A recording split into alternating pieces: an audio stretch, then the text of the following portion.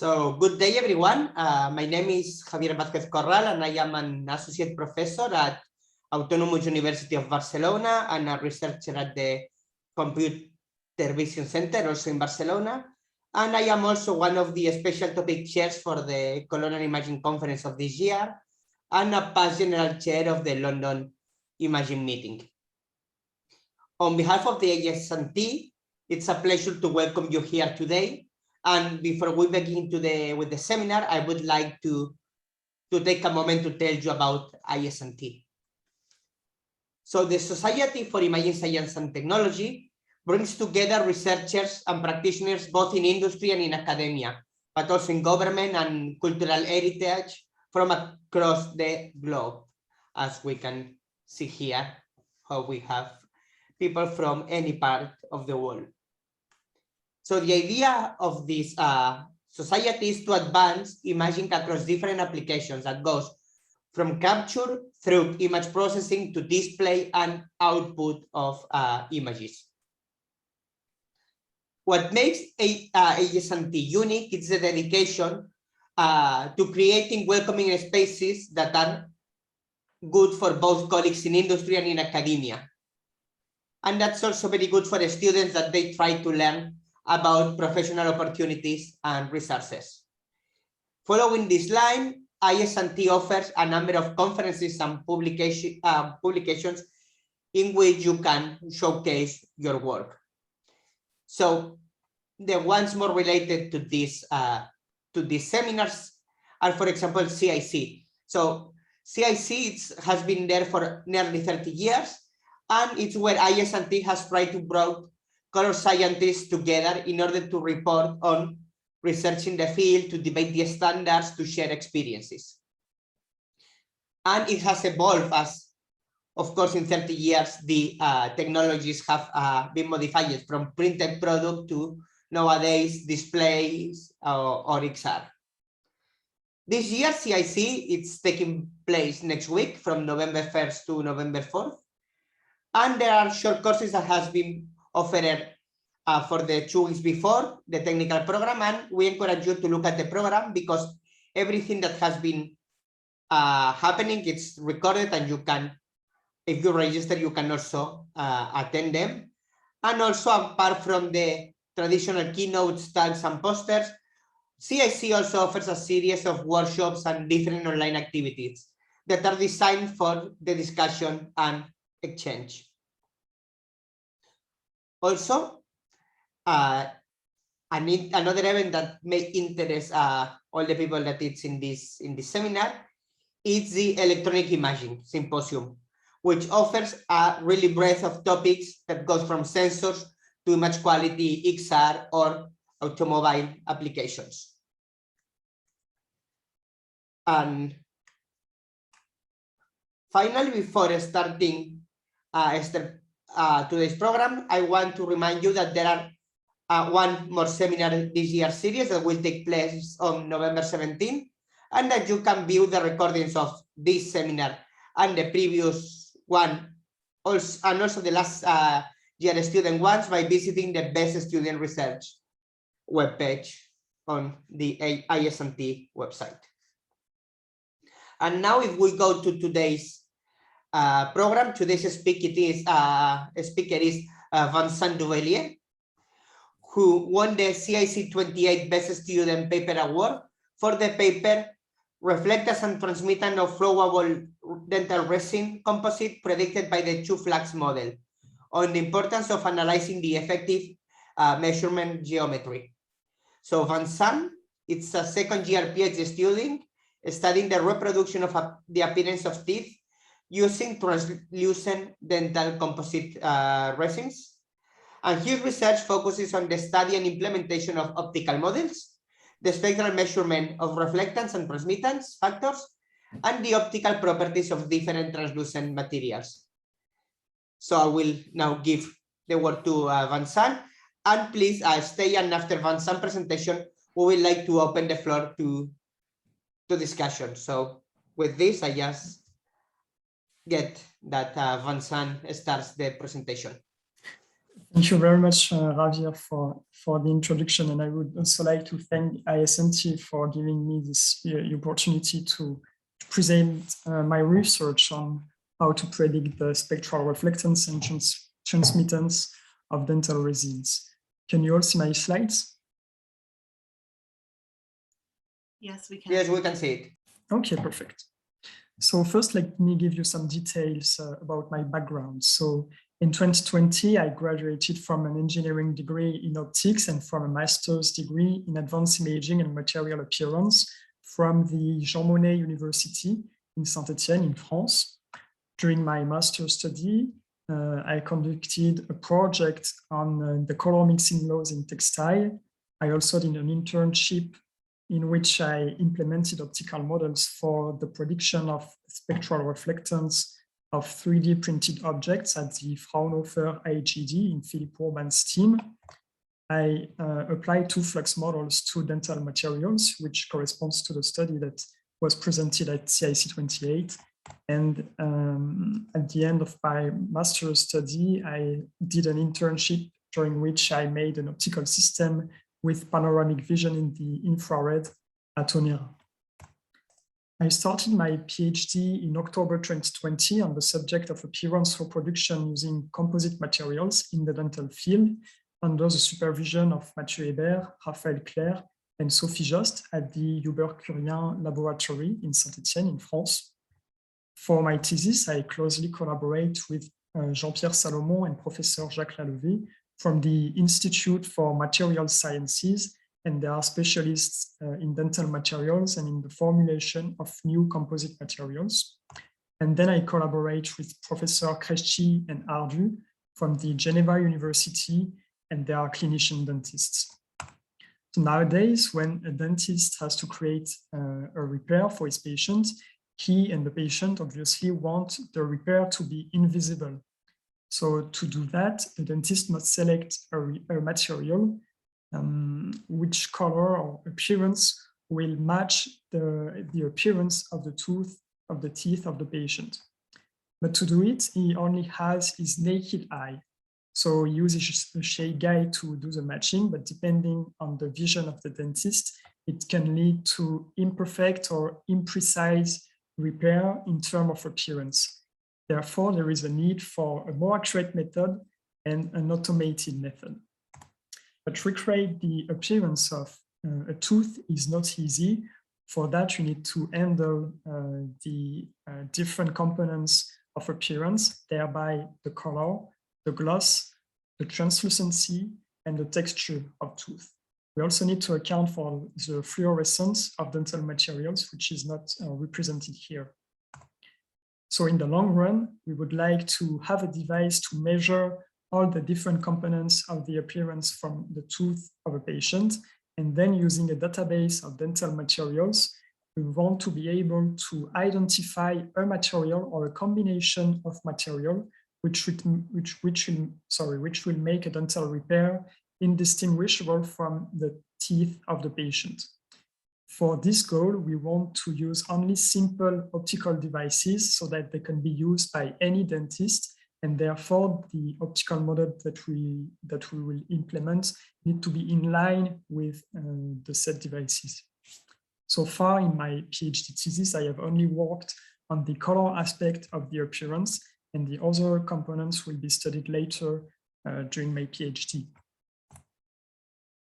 Especially, I focus on measuring the spectral reflectance of dental materials, which is the optical signal of color. That's why I'm looking for optical models to predict the spectral reflectance and also the spectral transmittance of dental materials. And then using simple colorimetry laws defined by the CIE, I can calculate the color distance between a measured reflectance spectrum and a predicted reflectance spectrum. In my work, I don't focus the perceptual color of dental materials in our tooth, because it would require to account for the layout and the seam surrounding the tooth. So it's a more global framework and it's much more complex. In literature, when researchers study the optical characteristics of dental material, they first measure the spectral reflectance of a dental material on contrast cards, which means on a black and on a white backing. And from these reflectance measurements, they can derive colorimetric parameters such as opalescence parameter or whiteness indices. In other studies, they apply the inverse two-flux model, or also known as the Kubelka-Munck reflectance theory, to derive the spectral absorption and scattering coefficients from a material. Then only a very few number of studies have used the two-flux model to predict the spectral reflectance of a sample when it is positioned on a wide backing and for precise thickness in order to match the color of a tooth here, a target color. We have conducted a similar study in which we try to predict the spectral reflectance of dental materials with different thicknesses positioned on black and on white backing. And we have observed, just as the study did, that the two-flux model enables to predict quite accurately the reflectance of dental materials on a white backing. But in many clinical situations, the repair is not to be done, is not to be placed on a white backing. In many situations, there is no backing behind the repair. So we need an optical model that's able to predict the spectral reflectance without a backing. And that's what I've been working on so far. The issue with dental materials is that just as our teeth, they are highly translucent.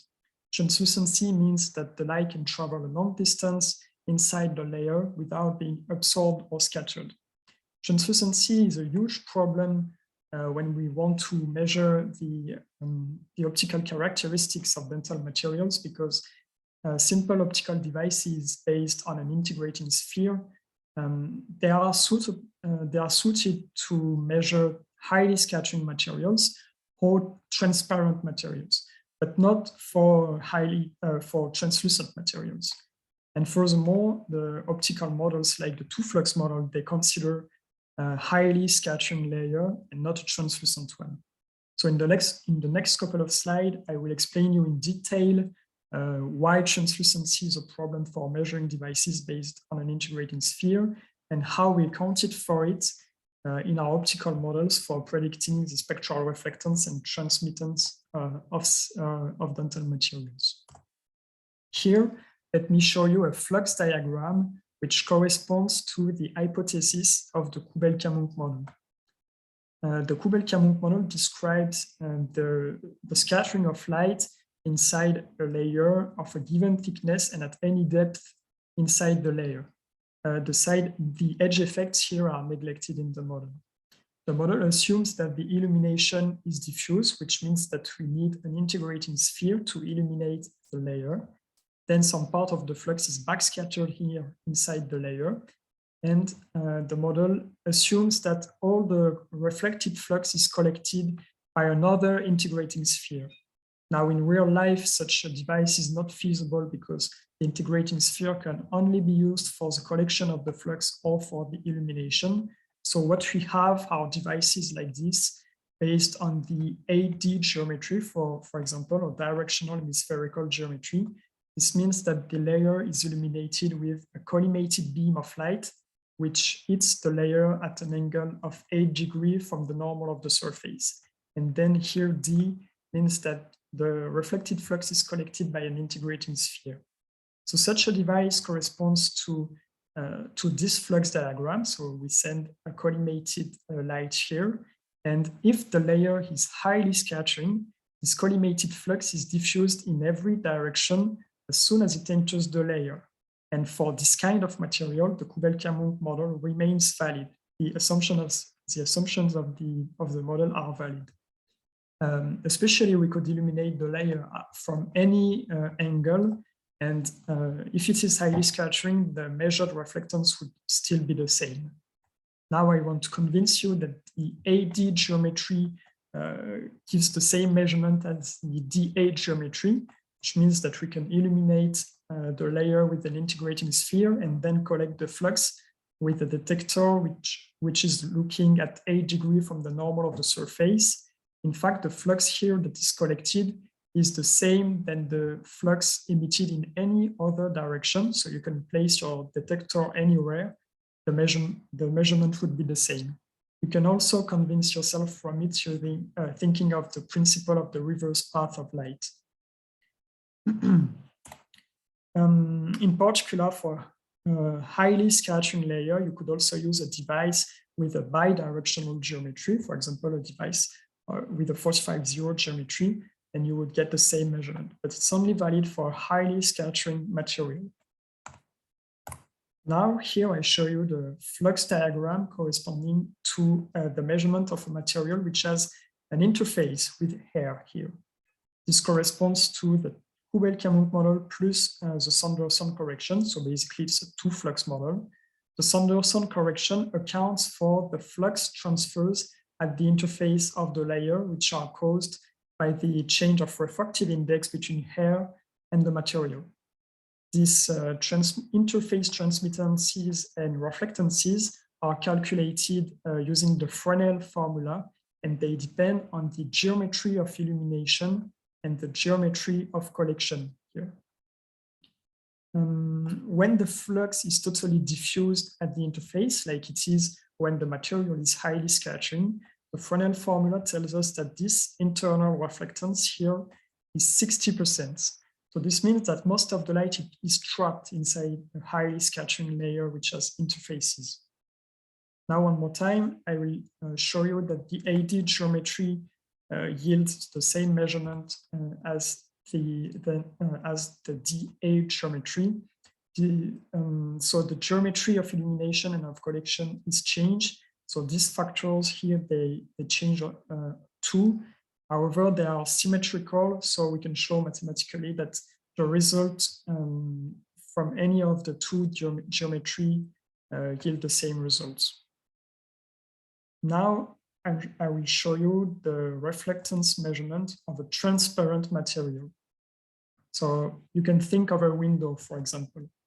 If you send collimated light on this transparent layer, some part is reflected directly to the detector, some part of the flux goes in, and there is no backscattering. So it essentially goes through. The only part of the flux that is reflected by the interfaces here, and it reaches the integrating sphere with a precise angle, which is an angle of -8 degrees here. So in this case, in the case of a transparent material, we need to make a difference between the effective measuring geometry, which is 8.8, and the geometry of the device, which is 8D. With this slide, I want to show you that the effective measuring geometry is different from the geometry of the device depending on the type of material that is under study. Especially for a collimated flux here at the interface, the Fresnel formula tells us that the internal reflectance is 4%. That's why the effective measuring geometry matters, because it changes the Sanderson correction and the internal reflectance.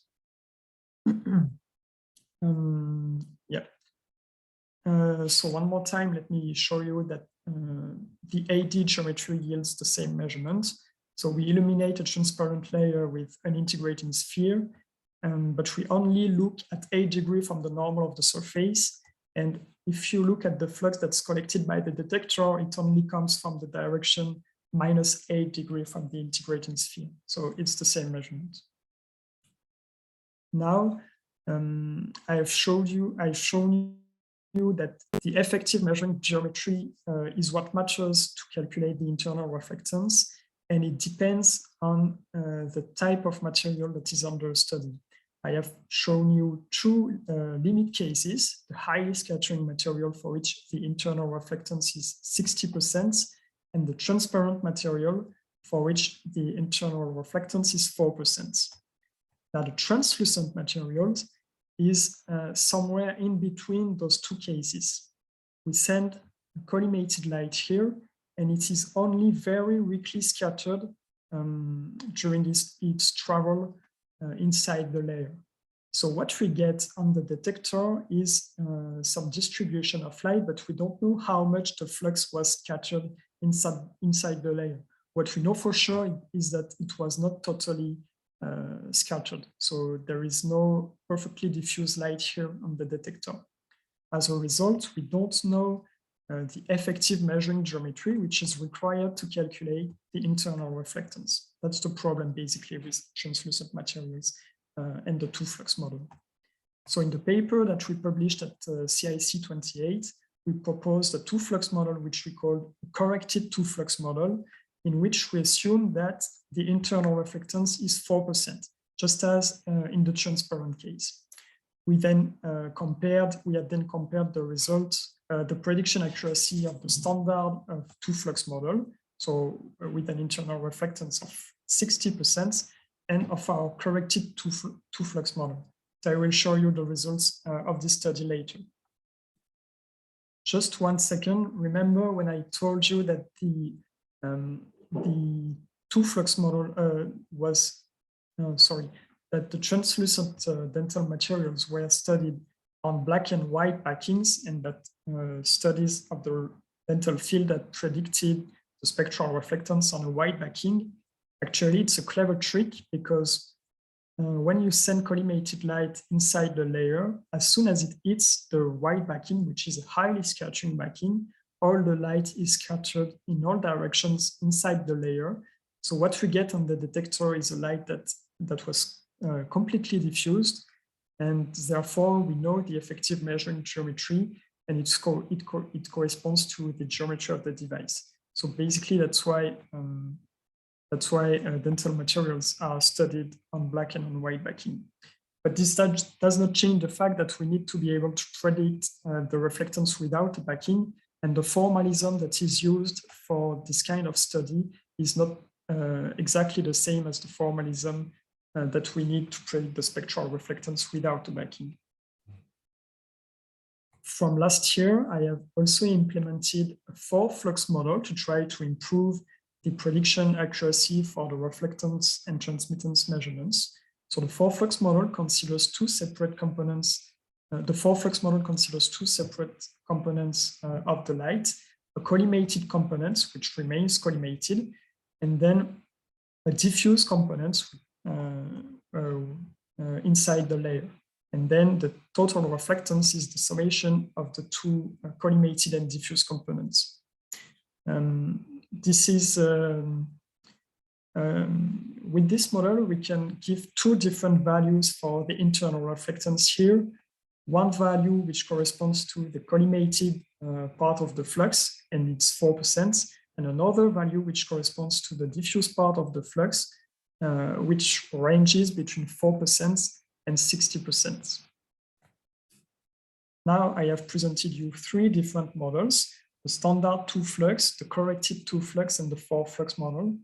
And I will show you how we compared their prediction accuracy for the spectral reflectance and transmittance of dental materials.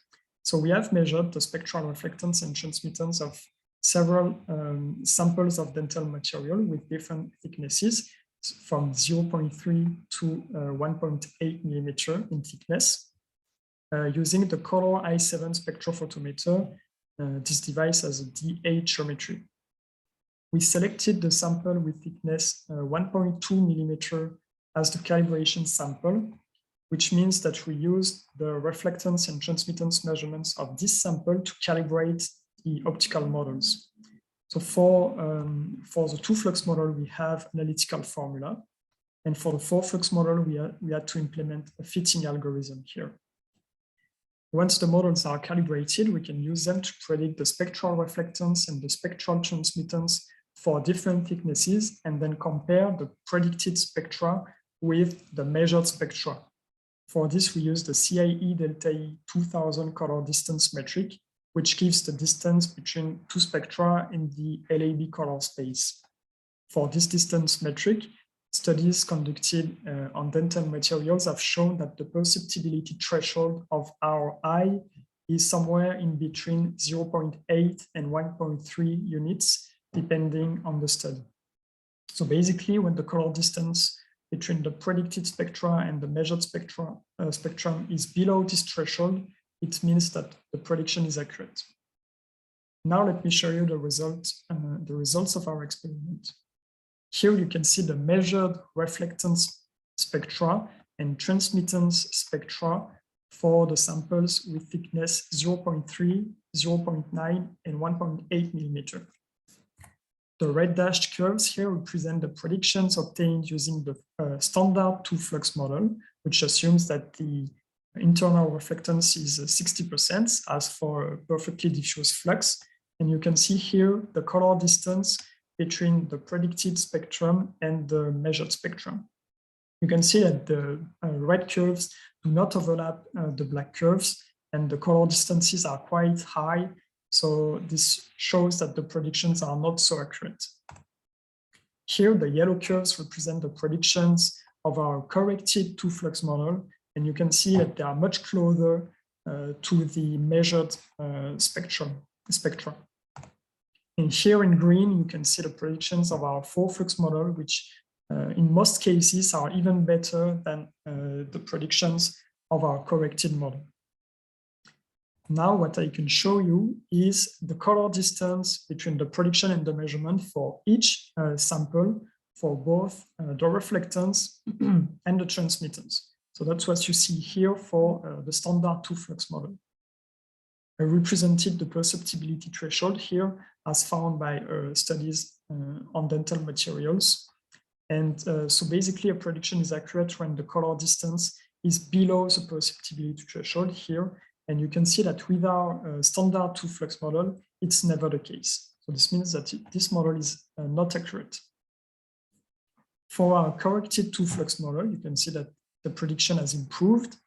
And especially for transmittances, most of them are predicted below the perceptibility threshold.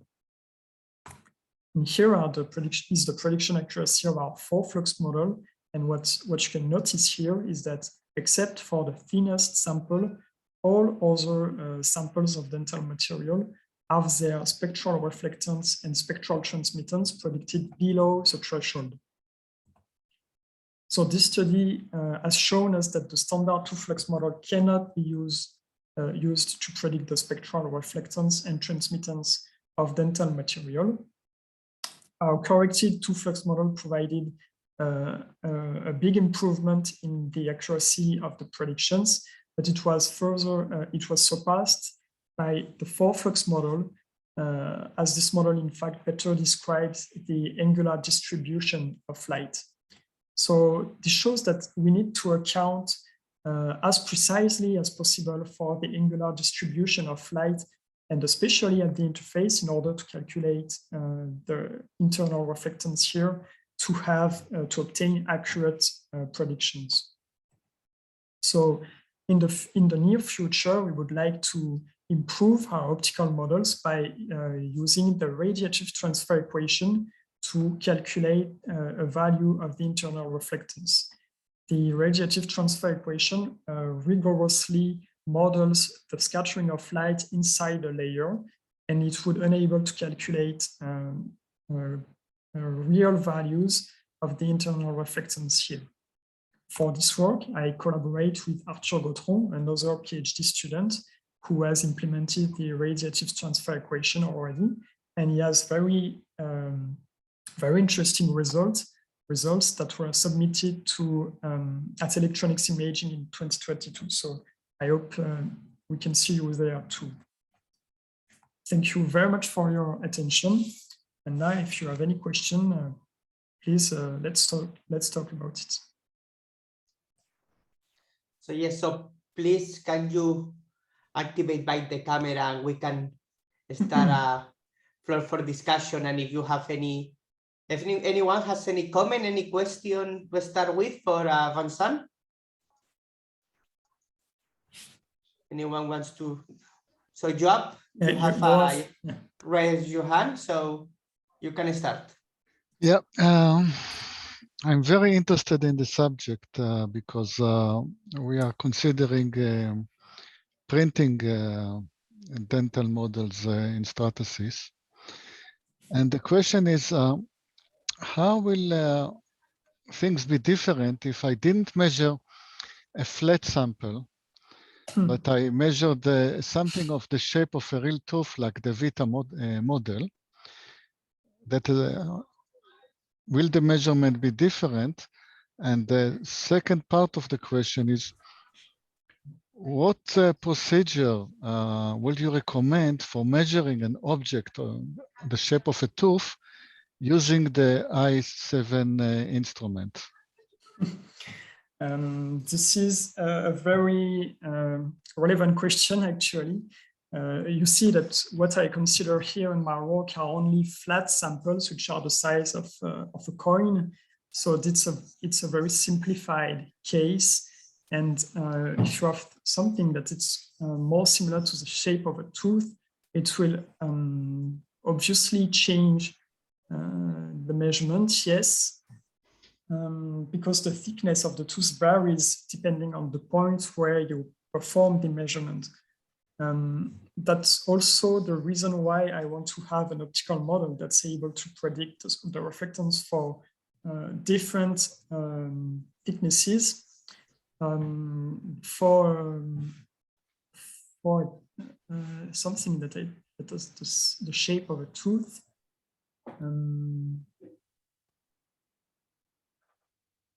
I think you could use it to measure color, and then maybe our optical models would be able to predict. Yeah, no. I would say that, yes, I would say that it is really an issue if the sample is not flat, especially because the light travels very far in the material. So being sure of how it is illuminated and how it is observed, so to analyze the path of light and combine that with a model is really an issue.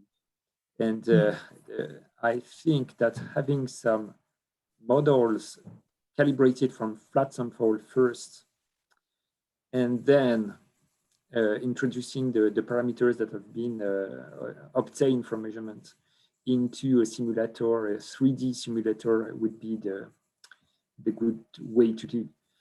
By direct measurements, I think that it is really an issue, and I think that we should think in a dedicated measurement device. Including the fact that when we illuminate in one point, actually, well, all the teeth they're illuminated as well. And, yes. We plan to have samples which would have a shape that would be closer to the shape of the tooth printed in order to study this issue. But it's a very complicated one, actually, the shape of the sample that is under study. Yeah.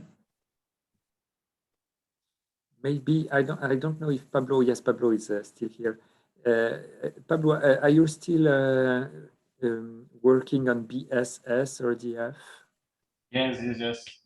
We are now with the characterization of the system, the one spectrophotometer, but we have done some BSS or DF measurements with translucent samples, but they are all flat samples with a specific thickness that is the same for all the samples. So I don't know how to measure different shape samples or samples who are not flat. So I'm not sure if it's available. Because you have do you have some experience in measuring non-flat samples, or it was an open question? No, because I just started the PhD and I just measured these samples, and I think that for the moment we are not thinking in measure irregular samples or something like that, because we are more like in this getting the scale of the BSRDF or to transfer the unit of the BSRDF. Yeah, of course. So I have also a couple of comments or questions for Vincent. So the first one, so I like it at the beginning that you said it's a really difficult problem. So I am working just in color, but you will need to work on texture, on glossiness, on on all these aspects, because and I think when you think on TDR, glossiness is very important, for example. So it's so do you have any idea on how you would like to attack all these other problems, or you are still only focusing on the color one? That would be the first. Well, what I would like to have is a model that, first of all, takes the color into account and is able to predict the spectral reflectance accurately.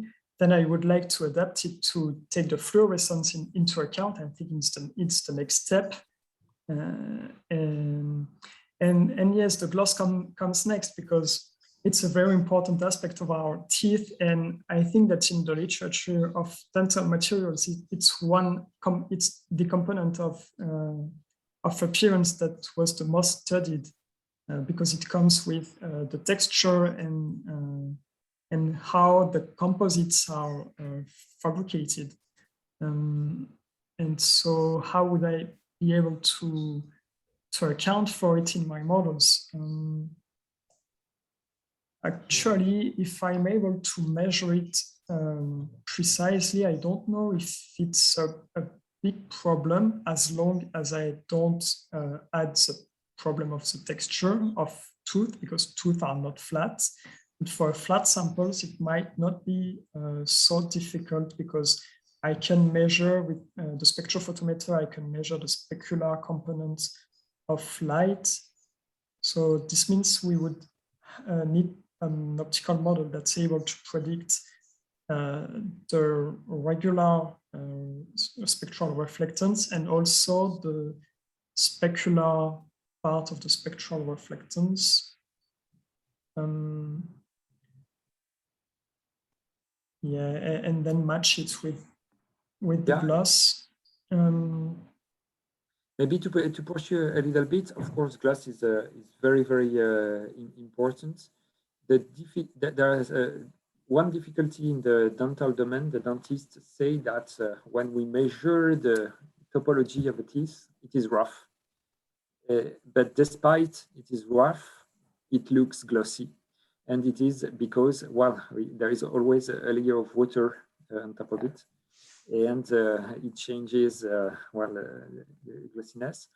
I think that it is not the highest issue for the dentists, because they have the tools to polish.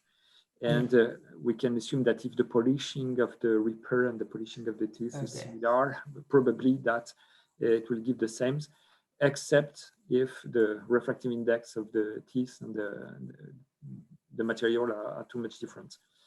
That's the first point. The second point is for characterization of gloss, the difficulty, especially if the surface is not flat, is that it depends a lot on the illumination geometry. If the light is very collimated or if it is diffuse, while the proportion between gloss and color is strongly different, and it adds a difficulty. So, well, that's why that I would say Vincent is treating the problems one after the other, step by step. But for sure, the next step will be gloss, and the combination between gloss and color, because we should be aware also that gloss may affect the color, either for optical reason, because specular reflection adds to the diffuse reflection, or to perceptual reasons. So, well, many subjects to study with gloss and combination of color and gloss. And no one needs, I don't see any hands. So if you want, so iPhone X. Hi, good afternoon. Thanks a lot for the presentation. My name is Katarina, and I'm curious, are you planning to do an experiments when on your disk? Now they're like, let's say, homogeneously redistributed the color, and if you apply the gradient of the color. So were you thinking about this? Because basically when you show the tooth in the beginning, it's actually like a gradient of the colors there. And the idea is to be able to catch like the full color of the teeth, or at least all these shades. So do you have any idea how to address that? In fact, the gradient of color for tooth is caused mostly by the change of thickness. in our tooth. So that's why I apply an optical model on several different thicknesses of dental materials. So basically, I'm already accounting for it in a way. And to pursue again, I think that I'm not sure color gradients are so easy to do, because it means that pigmentation, so the pigment mixing, should be varied continuously. And I'm not sure that from commercial materials it is so easy to do. But no, it's not. yes, using materials with a gradient of thickness, let's say, definitely This should be interesting. possible. The question is that the PSF of the material. So once again, when we illuminate in one point, the light propagates rather so far away. So it means that the light can enter in the material with one thickness and propagate in a thinner part of the material. So how to accurately take that into account, maybe it is not so easy. No, in fact, yeah, you're right, Mathieu. It's not easy, and it's the same as taking the real geometry of a tooth into account, like you have said. So that's probably one of the most complicated parts that I will have to work on later. So probably the best way to do would be to, once we have the optical properties of the material, because we have measured them with, well, we have done careful measurements. We have the optical properties, so absorption and scattering coefficient, to put that into a software like Mitsuba for computer graphics to make a digital simulation. I think it would be probably the best option. Hope we answered your question on the gradient. Well, partly, but I'm also like curious in the sense that, okay, you're saying that thickness is dependent, but it's also now known in the question of this translucency to the artificialities, that when you make the photo, even with a smartphone, then you can see on the photo the real teeth and the artificial tooth, because it's much more like a denser. So it's very hard to, this translucency actually to apply with the resin or with especially with the porcelain. So with resin is a bit easier. Are you also accounting to that? So how to, with the color, also to, to check this translucency level, on the thickness of the tooth or like on the size. Right now, to make it as close as possible to the realistic one. Yeah, I understand your point. Right now, I have not studied it, but of course it will have to be accounted for. Yeah, that the repair must have the same translucency level as the real teeth, because color is not the only parameters, and thickness is not the only parameters that needs to be matched. But I have not focused on the single measurement of translucency, like a translucency parameter, for example. The way the translucency is addressed so far is the scattering coefficient. Okay, so that's why it is not only color measurement, but it is optical measurement from which we can get absorption, spectral absorbance, and scattering. And what is missing, even in the clinical domain, is a measurement on a real teeth to have this spectral information, let's say, on thousands of patients, to have a database and to see what is the range, the ranges of absorbance and scattering between different individuals. So this is what is planned. We are a little late on that, but it was planned in that project in order to also have an idea of what should be reproduced actually by the materials.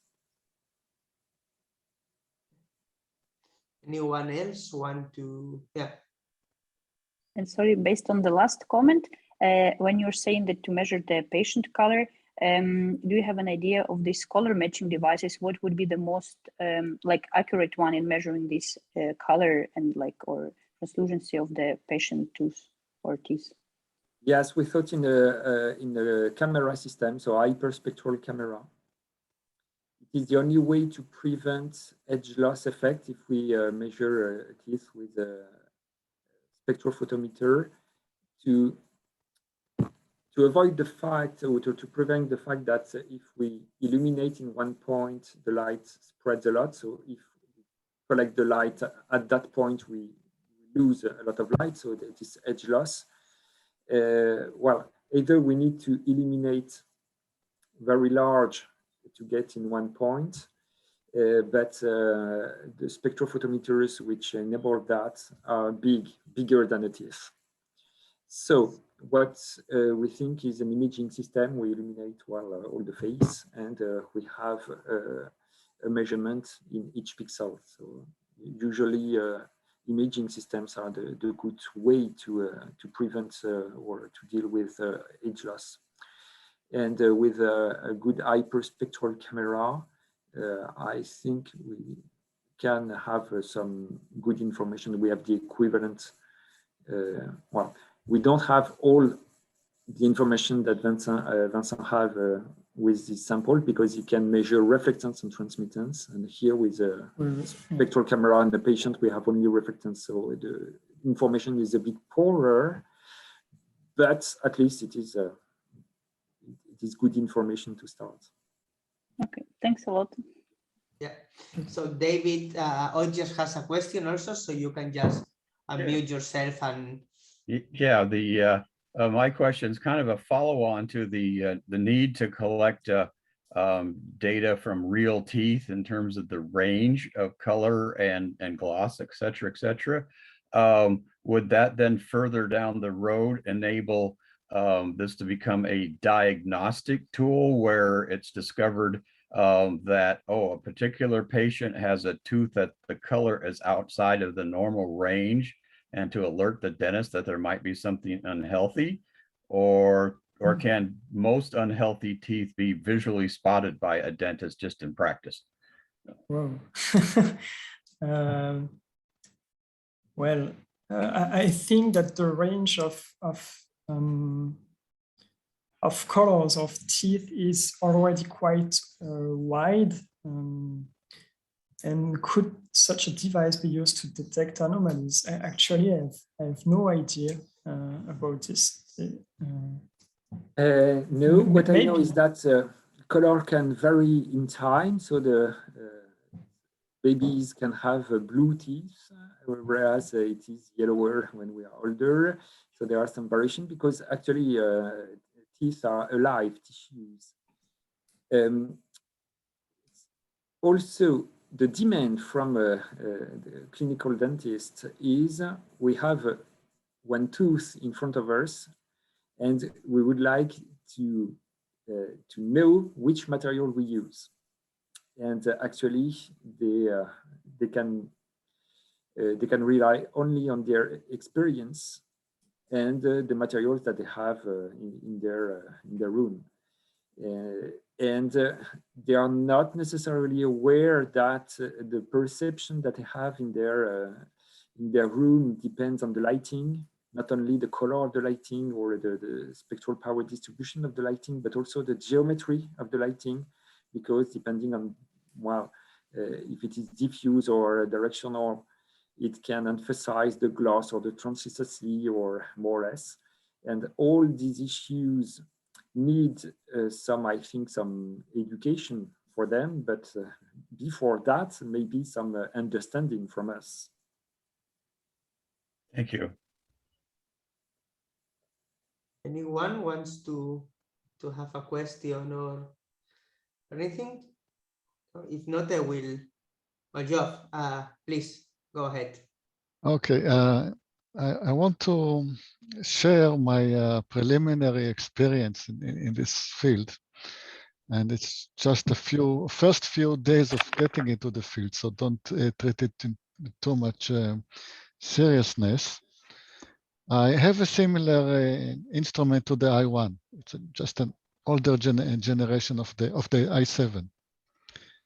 And one can select several apertures. So for a human tooth, I selected the aperture of 10 millimeters, which is just allows me to put the model of the tooth inside the aperture. And then there is an arrangement in which you can request 10 millimeter apertures, but 3.5 millimeters lens. Yeah. And then you're supposed to collect the middle and avoid the edge effect. Yeah. The edge loss. And then in my version of the instrument, there is a camera, internal camera. So I can see the tooth positions within the aperture, and I can verify that I indeed put it in the center. So I measured the Vita reference, the 16 Vita reference. And also with trial and error, I printed 16 color matches in some other material, in our proprietary resins, that look to me quite similar, visual matches.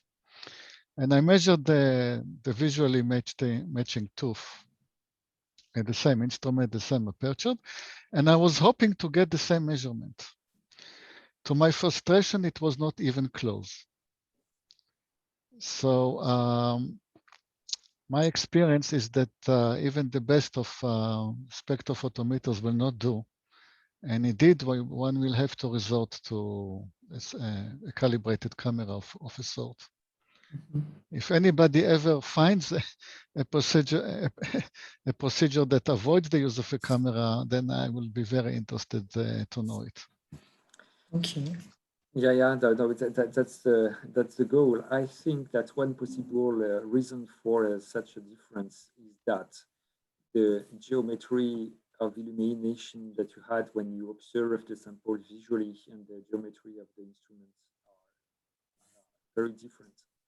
And I remember for something else, but the comparison between so fabric and paper, the instrument gave exactly the same measurements, and visually it was very different. And the reason was that the fabric was satin and the paper was matte. And wow, there was a coincidence for the instrument in one very specific geometry corresponding to the geometry of the instrument. Well, the appearance was the same, but when observed at other angle, well, it was completely different. And on a perceptual point of view, it was even more different than it is optically, because when we have a satin object, our perception of color is done knowing that it is satin. So I think that all these issues are in play with the teeth. So that's why trying to find a way to characterize the intrinsic material of the tooth or the resins, and then trying to having a tool more like a tool of computer graphics or a simulator is I think the best way to do. So not use an instrument to get the perceptual information, but to get the optical, the properties of the material, and then simulate it.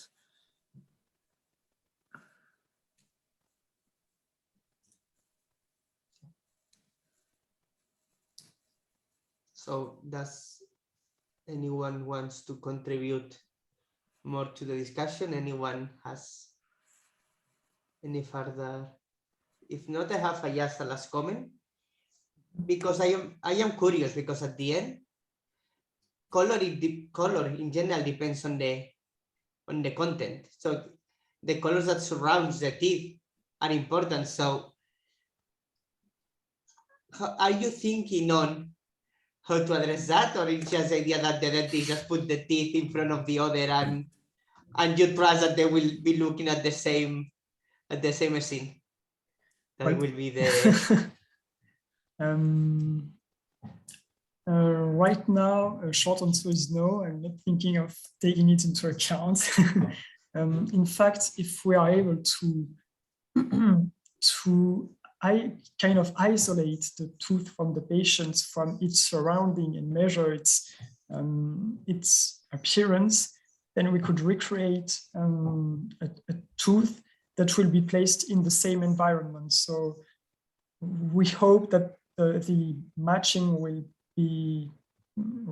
show a good agreement. That's my short answer. It's a very complex problem, actually. You're right. We can assume that if the optical properties are completely equivalent, the appearance will be the same. The problem, I think, is that we are apparent metameric, actually, and with dental material we can do better. But I agree with you, Vincent. We must assume that. Maybe a question for the attendees: does someone have studied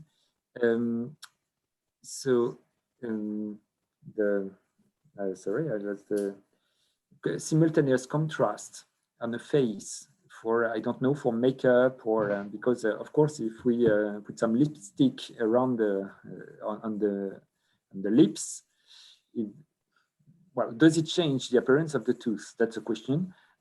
I would like to say yes, but I'm not sure. Did someone study that? Or I don't know, in the eyes or somewhere else on the face? I have not, but what I know is that now in L'Oreal they have lots of colorists to look at this topic. So I guess something is going there. Yeah. I will see 3 or 4 of their labs, so I will ask them. That's an excellent question to ask. I'm pretty sure that they have studied that. Yeah, excellent question. Okay, so there is any other question from the audience? Anyone else wants to comment something? If not, I will just ask you that we thank Vincent for the seminar, so we can maybe unmute and clap. Thank you very much.